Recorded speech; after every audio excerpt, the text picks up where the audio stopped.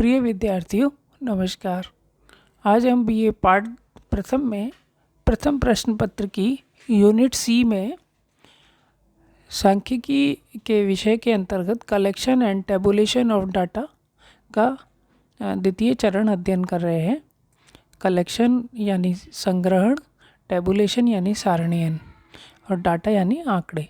पिछले वीडियो में हमने इस संदर्भ में परिचय या संक्षिप्त जानकारी प्राप्त की है।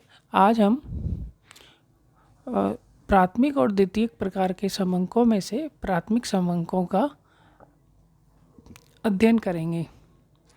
जैसा कि हमने पूर्व में अध्ययन किया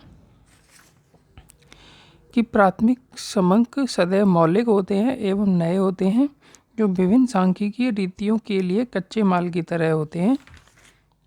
प्राथमिक समंक अनुसंधानकर्ता द्वारा विभिन्न व्यक्तियों से संपूर्ण क्षेत्र या समग्र में से प्राथमिक रीति से एकत्र किए जाते हैं।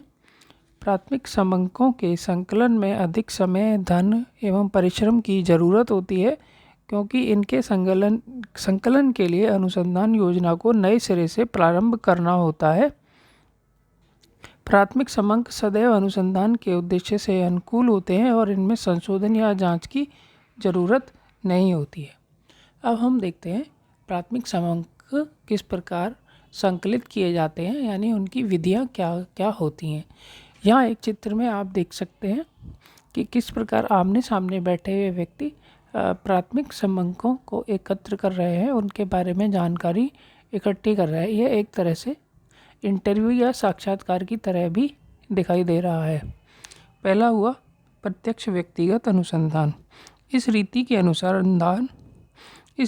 अनुसार अनुसंधानकर्ता स्वयं अनुसंधान क्षेत्र में जाकर संबंधित लोगों से व्यक्तिगत संपर्क करते हैं और सूचना देने वालों से प्रत्यक्ष रूप से मिलते हैं और निरीक्षण एवं अनुभव द्वारा आंकड़े एकत्र करते हैं। इस रीति को प्रत्यक्ष रीति भी कहा जाता है, क्योंकि जिस क्षेत्र या व्यक्ति के बारे में सूचना प्राप्त करनी होती है वह सूचना स्वयं उसी व्यक्ति द्वारा दी जाती है, किसी अन्य व्यक्ति से नहीं। उदाहरण के तौर पर वर्तमान कोरोना काल में घर घर सर्वे के माध्यम से टीम जाती है और प्रत्येक व्यक्ति से संपर्क करके उसके स्वास्थ्य के बारे में जानकारी लेती है और बीमारी के लक्षणों की जांच कर व्यक्तियों का पता लगाती है। दूसरा हुआ अप्रत्यक्ष मौखिक अनुसंधान। इस प्रणाली के अंतर्गत समस्या से प्रत्यक्ष रूप से संबंधित रखने वाले व्यक्तियों से सूचना प्राप्त नहीं की जाती, बल्कि ऐसे व्यक्तियों या साक्षियों से मौखिक पूछताछ की जाती है जो इस समस्या से अप्रत्यक्ष रूप से संबंधित हों, अर्थात जिनके बारे में सूचना प्राप्त करनी है उनसे प्रत्यक्ष संपर्क स्थापित नहीं किया जाता। उदाहरण के लिए श्रमिकों की आय की जानकारी के लिए श्रमिकों से सीधे संपर्क न करके मिल मालिकों या श्रम संघों से पूछताछ कर जानकारी लेते हैं। या ऐसा कहें कि किसी कॉलेज में या किसी स्कूल में पढ़ने वाले विद्यार्थियों से सीधे संपर्क ना करके उनके बारे में उनके अध्यापकों से जानकारी प्राप्त कर ली जाए, तो यह भी अप्रत्यक्ष रीति मानी जाएगी। ऐसा प्रयोग तब होता है जब अनुसंधान क्षेत्र बहुत व्यापक और विस्तृत हो, सूचना देने वाले व्यक्ति से व्यक्तिगत संपर्क संभव नहीं हो या वे अरुचि रखते हों।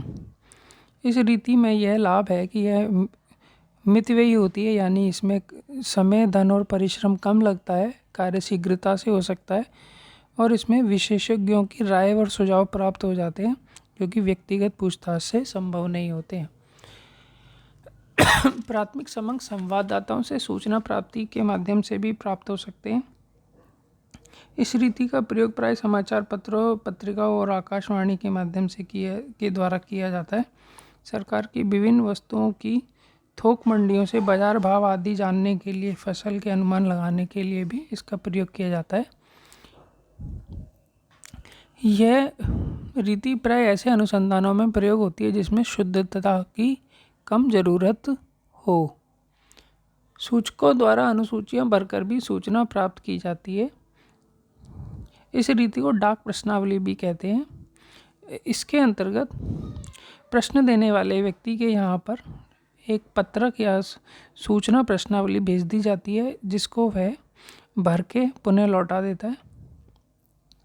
भारत सरकार द्वारा इस रीति का प्रयोग उद्योगों के वार्षिक सर्वेक्षण में किया जाता है। इस रीति का प्रयोग मत सर्वेक्षण या उपभोक्ताओं की रुचि के लिए भी किया जाता है। समंकों के संकलन के लिए भी यह प्रयोग किया जाता है। आज के युग में देखा जाए तो विभिन्न ऐप जो मोबाइल में प्रयोग की जाती हैं उसमें रेटिंग के लिए भी, कस्टमर सेटिस्फेक्शन के लिए भी अलग अलग प्रकार की सूचनाएं मांग ली जाती है, जो भी एक तरह की डाक प्रश्नावली का ही रूप है। इसमें भी अन्य व्यक्ति दूर बैठे ही अपने विचारों को प्रदर्शित कर लेता है। यह रीति भी कम खर्चीली होती है, विस्तृत क्षेत्र के लिए प्रयोग होती है। प्रगणकों द्वारा सूचना भर के प्राप्ति। सूचकों द्वारा अनुसूची भरवाकर मांगने में जब कठिनाई महसूस हो और सूचना अपूर्ण हो तो प्रगणकों के माध्यम से भी सूचना प्राप्त कर ली जाती है। यह बहुत विस्तृत क्षेत्र में लागू की जाती है। जनगणना के लिए यह अपनाई जाती है। व्यापार गृहों या सार्वजनिक उपक्रमों द्वारा भी इसका प्रयोग किया जाता है। कोई कंपनी अपने उत्पाद के बारे में जब सर्वेक्षण करती है तो यह प्रकार की नीति अपनाई जा सकती है। यह भी विस्तृत क्षेत्र के लिए होती है। इसमें भी शुद्धता की मात्रा काफ़ी अधिक रहती है। व्यक्तिगत संपर्क होता है, परंतु इस रीति का दोष यह है कि यह बहुत महंगी होती है, जटिल होती है, क्योंकि प्रगणकों की नियुक्ति और उनके प्रशिक्षण के कार्य में ज़रूर कठिनाई होती है। उनके कार्य के निरीक्षण या मॉनिटरिंग में भी कठिनाई होती है। अब इस चित्र में हम देख सकते हैं कि उपयुक्त रीति का चुनाव कैसे हो, यानी हमारे जो अनुसंधान की प्रकार है उसमें समंकों के संग्रह के लिए कौन सी रीति सबसे उपयुक्त रहेगी जो हमारे उद्देश्य को अधिकाधिक पूर्ण कर सके, इसका चुनाव करना वाकई में आवश्यक है। इसके लिए कई बिंदु हो सकते हैं, जैसे अनुसंधान की प्रकृति क्या है। यदि अनुसंधान के लिए सीमित क्षेत्र में व्यक्तिगत संपर्क आवश्यक हो तो प्रत्यक्ष रीति जरूरी होगी। यदि क्षेत्र विस्तृत है तो अप्रत्यक्ष रीति रहेगी। यदि सूचक यानी कि जो सूचना देने वाले हैं वे अशिक्षित हैं तो प्रगणकों द्वारा सूची भरवाना उचित रहेगा। इसी तरह उद्देश्य एवं क्षेत्र के आधार पर, शुद्धता की मात्रा के आधार पर, आर्थिक साधनों के आधार पर, उपलब्ध समय के आधार पर उपयुक्त रीति का चुनाव कर लिया जाता है। अंत में देखते हैं शेड्यूल एवं क्वेश्चनायर, यानी शेड्यूल यानी अनुसूची और क्वेश्चनायर यानी प्रश्नावली। प्राथमिक सांख्यिकी अनुसंधान में अधिकांश सूचकों या प्रगणकों की सहायता से अनुसूची भरवाई जाती है और आवश्यक समंक उपलब्ध होते हैं। व्यवहारिक तौर पर अनुसूची या प्रश्नावली ऐसा फॉर्म होता है या प्रपत्र होता है जिसमें अनुसंधान विषय से संबंधित अभिष्ट एवं विस्तृत जानकारी प्राप्त करने के लिए प्रश्नों का क्रमानुसार तथा प्राथमिकता अनुसार ब्यौरा होता है, जिसका उत्तर सूचकों द्वारा दिया जाता है। अब हम बात करते हैं प्रश्नावली की। प्रश्नावली प्रश्नों की एक ऐसी सूची होती है जिसमें प्रश्नों का उत्तर स्वयं सूचक देता है और भरकर भेज देता है, जबकि अनुसूची एक ऐसा प्रपत्र है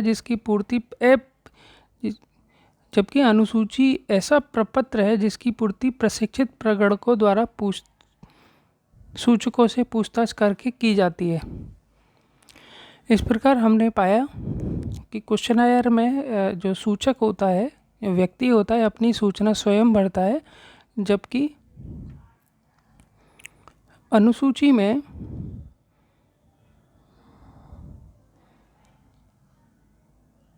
प्रशिक्षित प्रगणकों द्वारा सूचना भरी जाती है। अनुसूचियाँ दो प्रकार की हो सकती हैं, रिक्त फॉर्म यानी ब्लैंक फॉर्म हो सकता है और प्रश्नावली हो सकती है यानी क्वेश्चनायर हो सकता है।